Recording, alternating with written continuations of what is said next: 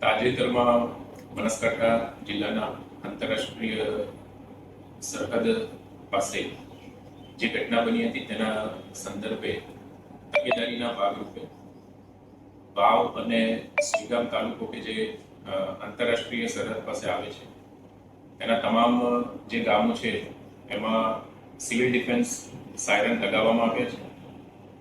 સરહદ પાસેના 24 ગામોમાં 3.5 કિલોમીટરની રેન્જ ધરાવતા સિવિલ ડિફેન્સ સાયરન લગાવવામાં આવ્યા છે અને બાકીના તમામ જે 121 ગામો છે તેમાં પણ આ પ્રમાણેની વ્યવસ્થા ઊભી કરવામાં આવી છે.